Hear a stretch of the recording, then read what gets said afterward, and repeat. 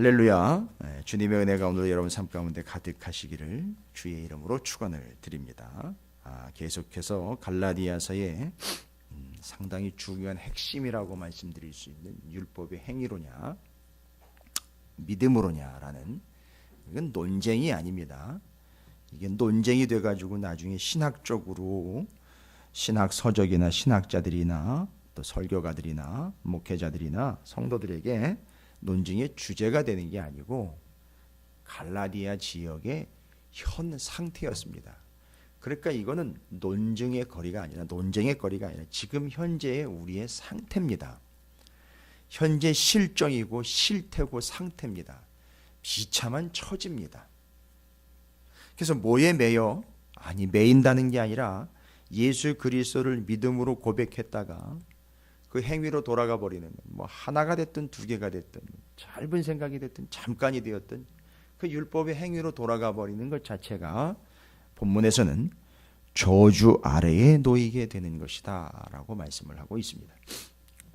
그렇습니다. 이 율법 아래에 그 율법의 행위, 스스로 행하는 바가 자신의 믿음을 드러내고 자신의 믿음을 증명해내는 아주 좋은 틀이 됩니다. 그러니까 이런 것 저런 것을 하면 복을 받을 것이고, 이런 것 저런 것도 그렇게 행해서 챙겨서 행하는 것이 바로 그 사람에게 믿음이 얼마나 있는지를 알 수 있는 기준과 척도가 된다라면 얼마나 편한지 모릅니다. 그러니까 그 사람의 행하는 행위를 보고 믿음의 상, 중, 하를 매기는 겁니다. 제가 개인적으로 목회를 하면서 상당히 양심의 가책을 느꼈으며 어려웠던 부분들이 하나가 있었습니다.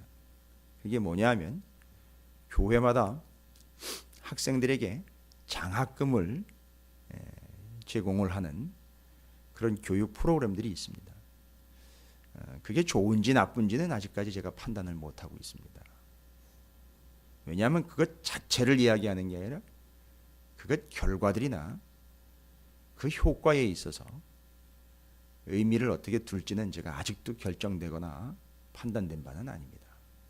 그런데 그때 장학생을 선발을 해야 할 때 이미 저는 누군가를 판단해야 하는 입장에 있습니다. 저 말고 장로, 권사, 담당자들이 앉아가지고 담임 목사서부터 시작을 해가지고 부목사, 해당 장로, 또 담당 권사, 집사, 교사 이런 사람들이 앉아가지고선 학생들이 수십 명이 지원자가 올라오면 그걸 앉아가지고선 지원서, 그 다음에 근거 서류를 갖다가 뒤적거리면서 판단을 합니다.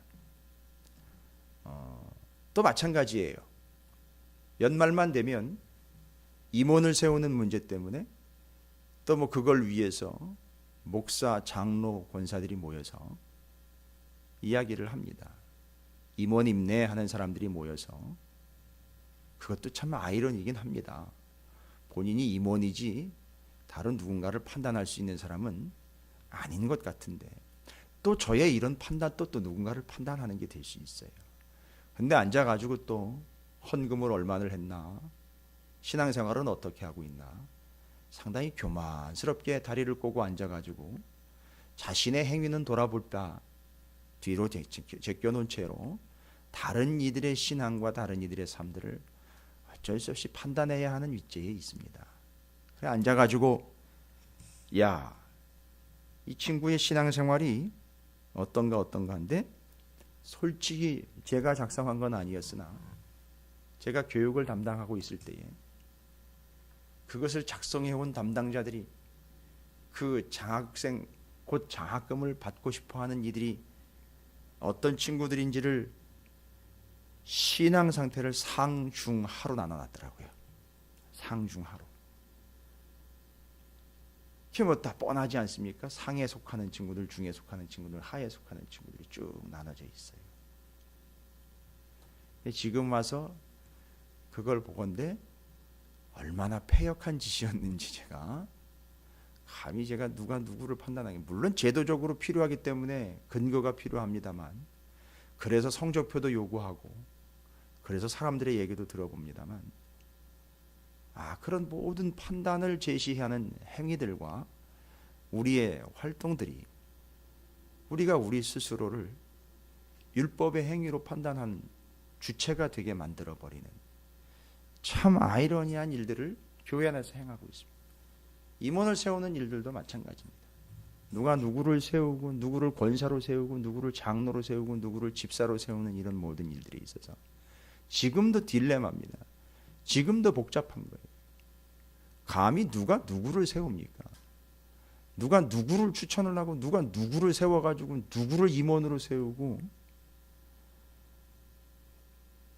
그러다 보니까 하고 싶은 자들은 수두룩한데 하고 싶은 자들은 수두룩한데 세울 수 있는 자와 세울 만한 자들은 없다라는 게 심각한 우리의 현실입니다. 이때 바로 우리는 바로 나도 모르는 사이에 이미 젖어버린 대로 자기를 보고 있는 기준을 그대로 남에게 적용을 하면서 율법의 행위가 어떠한지를 판단한다는 겁니다. 여러분, 저는 오늘 이 본문 10절에 나와 있는 무릇 율법의 행위에 속한 자들은 저주 아래에 있다. 해마다 임원을 뽑을 때에 그들을 판단해야 하는 율법의 행위를 판단해야 되고, 장학생을 뽑을 때마다 그들의 율법의 행위를 판단해야 하고, 사람들을 믿음의 상중하로 해가지고 저 사람 나보다 믿음이 밑에 있고 저 사람 나보다 믿음이 위에 있고 나보다 동등인 것 같고, 이런 것들을 계속 판단하며 살아와야 되는 수십 년 동안을 신앙생활하면서 그따위 짓을 해왔던 그 모든 그 삶의 행위 자체가, 여러분 잘 보십시오, 이미 그게 저주 아래에 있는 거예요. 그 사람은 거기서 못 벗어나요. 그 교회는 거기서 못 벗어납니다.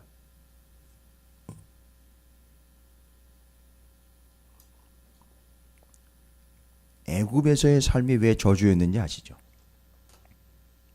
바로 이 이야기를 하는 겁니다.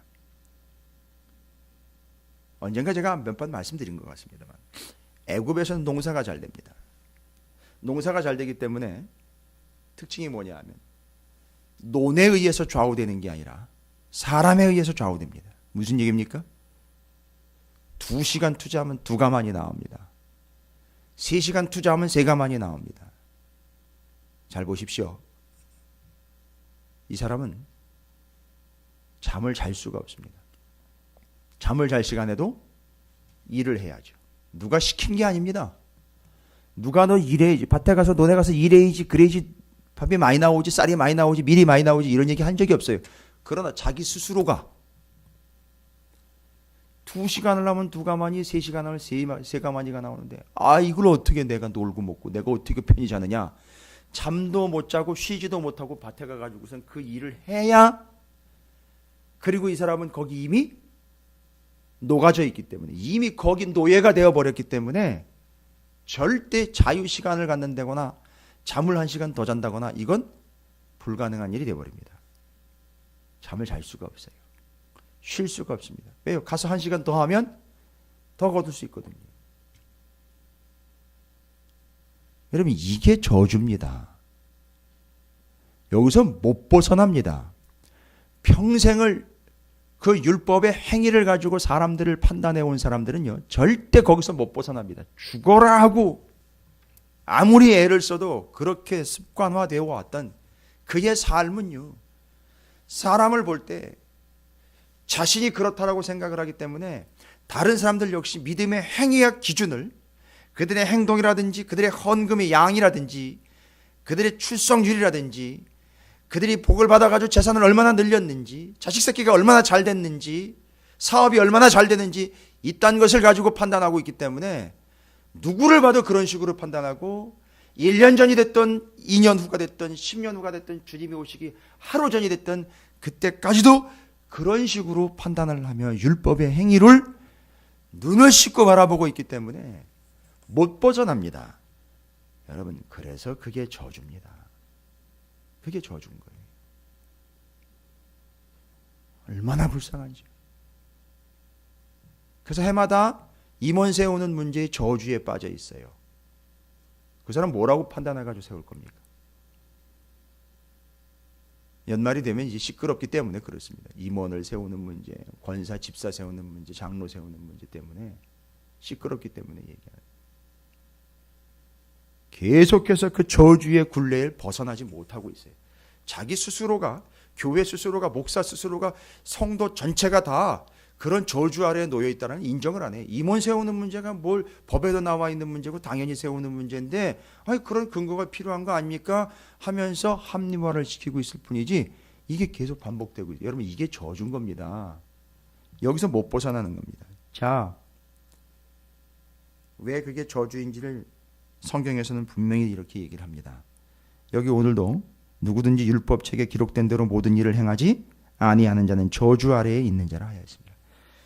이건 신명기의 말씀입니다. 원래 율법은 하나님이 복을 주시기 위해서 주신 거예요. 복을 주시기 위해서 주신 겁니다. 그러나 사람이요, 그 굴레를 벗어나지 못해 이게 저주가 돼버렸습니다. 신명기 27장 26절에 이게 왜 저주가 됐습니까? 이 율법의 말씀을 실행하지 않는 자는 저주를 받을 것이라. 아이 또 행하면 복 받는다 그랬고, 실행하지, 여기 실행하지 않는다라면 다 행하지 않으면 절대 복을 못 받는다는 거예요. 율법은요, 왜 저주가 되느냐 하면 그 굴레를 못 벗어나기 때문에 그에게 저주가 됩니다. 또한 율법은요, 그 율법을 한두 가지 지켜가지고선, 내가 요거 한두 가지 지켜가지고선 필요한 것만 뽑아서 요걸 지키면 어떻게 된다는 것, 요걸 지키면 어떻게 된다는 것만 믿고 그걸 노림수로 지키는 것, 뭐 이건 볼일 다 본 거고요. 이건 볼장 다 본, 이건 행위고, 이건 믿음도 아니고요. 이거는 거의 점치는 수준이고, 이건 주술입니다. 요 항목에 요걸 지키면 요렇게 된다라는 걸 믿고 그걸 따른다라는 거, 이거 골라서 이렇게, 이게 행위의 저주입니다. 이거는 뭐 이미 논외입니다.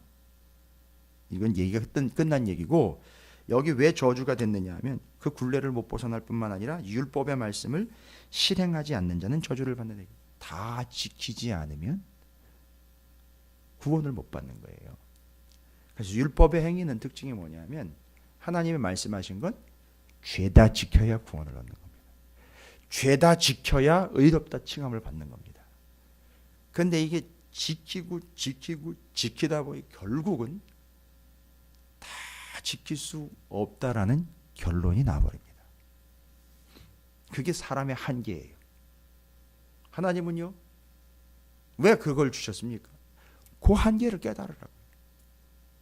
깨닫는 게 복이에요.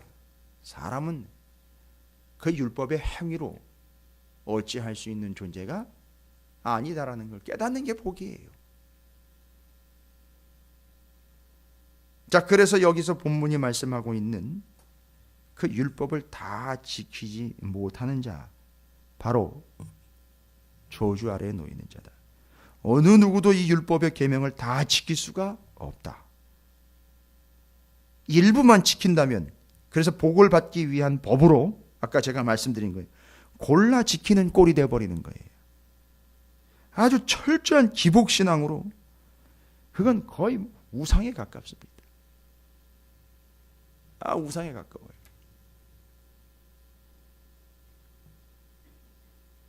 그걸 못 벗어나는 겁니다. 율법을 다 지킬 수가 없으니까 실제로 모든 사람은 율법을 다 지켜서 의롭게 되거나 믿음을 얻을 수가 없다는 거예요. 그래서 저주 아래에 놓여 있다라는 걸 이야기하는 겁니다. 그런데 제가 말씀드렸죠. 율법은 원래 하나님이 저주를 위해 주신 게 아니에요. 복을 위해 주신 겁니다. 그럼 뭔 얘기일까요? 도대체 이제 이거를 어떻게 해석을 해야 할까요? 제가 아까도 말씀드린 바지만 이게 왜 복입니까? 자신이 다 지킬 수 없다라는 걸 깨닫는 거예요. 한계를 깨닫는 겁니다. 두 번째, 그 중에 하나라도 못 지키면 죄인인 거 드러나는 거예요. 잘 보세요. 지킬 수 없음, 나는 죄인임이 율법을 통해서 드러납니다. 여러분, 이게 복인 거예요. 아무리 목을 뻣뻣이 세우고 내가 성경을 많이 알고 잘 알고 있고 잘 행하고 있고, 날 봐라, 내가 그래도 그동안에 이런 역사를, 이런 개념을, 이런 흔적들을 지나왔기 때문에 내가 이 정도까지 왔어라고 이야기. 죄다 사기꾼들입니다. 성경은 그렇게 얘기하고 있지 않아요. 그게 바로 저주 아래 놓인 거예요. 그들의 행동 양식을 보면 변함이 없습니다. 늘 그런 식의 굴레에서 벗어나지를 못하고, 그게 저주 아래에 놓인 겁니다. 그리고 하나님은 율법을 원래 저주로 주신 게 아니라 복으로 주신 거예요. 구약의 신명기 28장 1절, 내가 내 하나님 여호와의 말씀을 삼가 듣고 내가 오늘 내게 명령하는 그의 모든 명령을 지켜 행하면 내 하나님 여호와께서 너를 세계 모든 민족 위에 뛰어나게 하실 것이라. 뭔가 27장 신명기 27장 26절과 대비가 되고 대조가 되는 것 같습니다. 이게 모순이 되는 것 아니요. 잘 보시면 들어보십시오. 왜 율법이 저주가 아닌 우리에게 복으로 주신 이유가 되었는가? 저는 오늘 우리가 갈라디아서의 깊은 부분을 늘 묵상하는 측면에서 좀 심도 있게 이 부분을 좀 다시 살펴봐야 된다라고 말씀드리고 싶어요. 신약성경 누가복음 24장 27절, 우리가 이미 알고 있는 바입니다. 누가복음 24장 27절에 이에 모세와 모든 선지자의 글로 시작하여 모든 성경에 쓴 바 자기에 관한 것을 자세히 설명하시니라. 여기 모세와 선지자라는 말은 모세오경, 곧 이들이 말하고 있는 율법과 선지자, 곧 성경입니다. 성경은 분명히 뭐라고 얘기했느냐면 예수님이 당신 자신에 관한 이야기라고 말씀하셨어요. 율법이나 행위에 대한 이야기가 아니라 율법과 선지자 자체가 따로 뗄게요. 그러면 율법 또 선지자, 모세오경, 선지서 둘 합쳐 39권 성경, 그게 예수에 관하여 기록한 글이래요. 그럼 우리는 성경을 보고 뭘 어떻게 행해야 어떻게 된다라는 걸 보는 게 아니라, 우리는 성경을 보면 뭘 어떻게 해야 어떻게 된다라는 걸 보는 게 아니라 뭘 봐야 되느냐면, 뭐가 보여야 되느냐면, 누가 보여야 되냐면 예수가 보여야 되는 겁니다. 그러면 성경을 철저히 연구한 사람들은 이럴 땐 이렇게 행동을 해야 되는 게 아니라 이분이 예수로구나를 알아낸 겁니다. 그러면 그게 결과가 뭐가 됩니까? 뭘 어떻게 행해야 된다는 게 나오는 게 아니라 이분이 예수로구나, 아멘 하고 믿게 되는 겁니다. 이게 완전히 달라진 거예요 지금. 그래서 성경을 좀 알고 있다는 사람들이 아주 교만하고 폐악스럽고 심각한 멸망의 징후가 뭐냐면, 성경을 너무너무 잘 알아서 이건 이렇고 저건 저렇고 판단을 해낸다는 겁니다. 그래서 이 사람은 말씀대로 살지 않고 저 사람은 말씀대로 살고, 자기도 나도 이럴 땐 이렇고 저럴 땐 저렇고, 아주 변명과 해석은 만무합니다. 그냥 넘쳐나요. 변명과 해석은요, 말씀에 근거해서. 알고 봤더니 예수는 하나도 없어요, 말하는데. 왜요? 말씀을 너무너무 잘 알면, 그 말씀을 너무너무 잘 아는 결과가 뭐냐? 예수거든요. 그 반응은 뭐냐? 행위가 아니라 믿음이거든요. 예수를 믿음으로 나아가는 건데, 결론은 내가 이렇게 했어, 그리고 그 사람이 그렇게 안 한 거야, 이렇게 결론이 나버려요. 계속 말하는 스타일이 그런 겁니다. 그건 말입니다. 그건 짓거림입니다. 그건 신경 쓸 게 없습니다. 제가 왜 이렇게 강도 높은 이야기를 하냐면, 여기 저주라는 한계를 정해놨기 때문에. 저주요, 그 저주 아래에 있다는 겁니다. 그러면 그건 짓거림입니다. 믿음의 고백이 아닙니다. 간증이 아니에요. 저주입니다. 그래서 이 강대상에다가 계속 간증하라고 세워주는 거는 그 사람을 계속 저주 아래에 놓이게 만드는 거예요.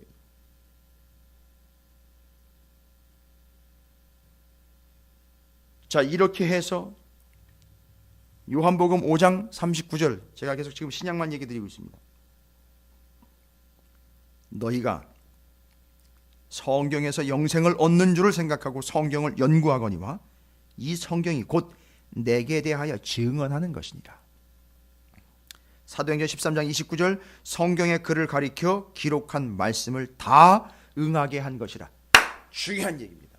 자, 그러면 성경은 그 말씀인 39권만 이야기하자면 율법과 선지자라고 나와 있고 율법 곧 모세오경과 예언서라고 나와 있는 구약 성경을 보면 내가 어떻게 행해야 되겠다라는 걸로 단순 명료하게 끝나는 게 아니라 이게 누구 얘기구나라는 걸 알고 어떻게 행함으로 결론이 나오는 게 아니라 이분을 믿는 걸로 결론이 납니다.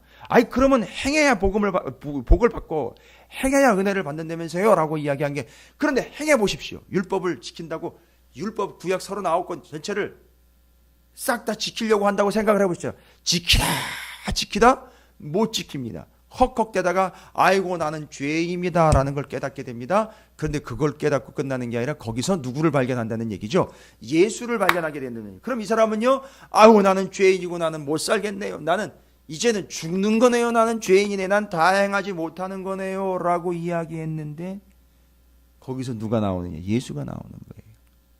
근데 그 예수가 누구냐 봤더니만 이 예수님이 바로 그 모든 말씀을 응하신 분, 그 모든 말씀을 이루신 분, 모든 말씀을 아시잖아요. 그 순간 다 이루었다 하신 분, 그분을 믿음으로 그 모든 것들을 다 지키지 못한 죄인인 우리가 그 모든 것을 다 응하게 하신 예수 그리스도를 믿음으로 구원 곧 의에 이르게 된다라는 사실을 정확하게 정리 끝내는 겁니다.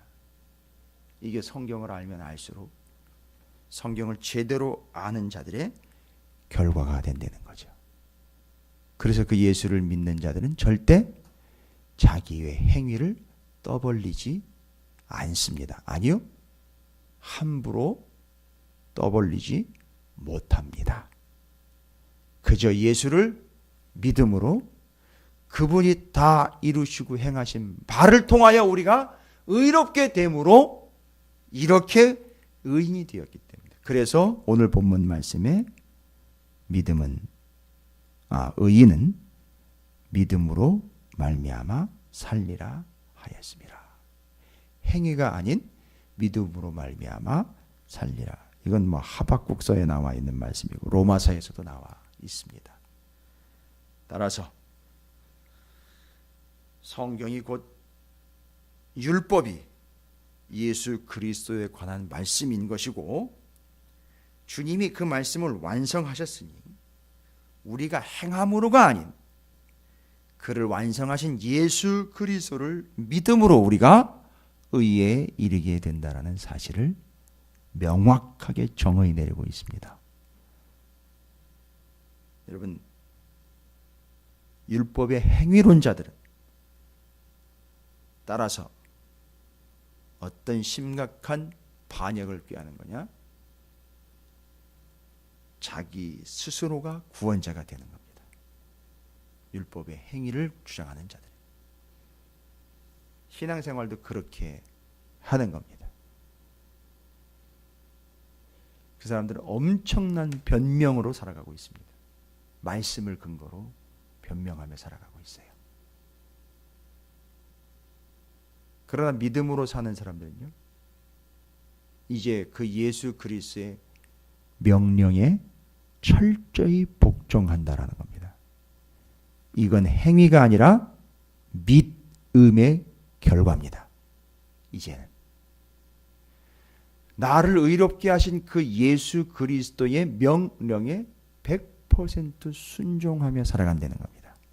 이거는 율법의 행위가 아니라 믿음의 결과로서의 행위가 나오게 된다는 겁니다.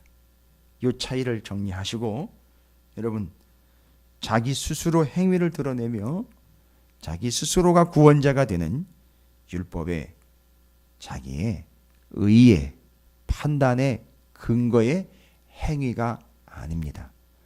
오직 예수 그리스도를 믿음으로 그의 통치 명령에 100% 순종하게 되는 것. 여러분, 이게 믿음입니다.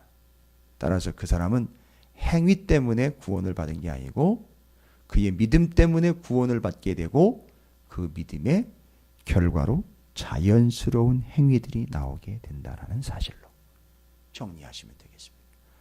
오늘도 여러분에게 그 행위는 조건이나 제한이 아니라 자연스러운 통치 명령의 복종이 되시기를 주님의 이름으로 축복합니다. 여러분 오직 믿음으로 옵니다.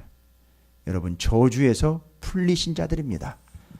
율법의 행위 아닌 믿음으로 저주로부터 풀린 여러분이 그 복음이 자유라는 거죠. 마음껏 말씀대로 살 수 있는 자유를 누리시게 되시기를 주님의 이름으로 축복합니다. 오늘 한 날 그 예수 안에서 복음 안에서 진리 안에서 그 생명 안에서 구원 안에서 그 마음껏 자유를 누려 믿음으로 복된 한 날 풍성한 삶이 되시기를 주의 이름으로 축원을 드립니다.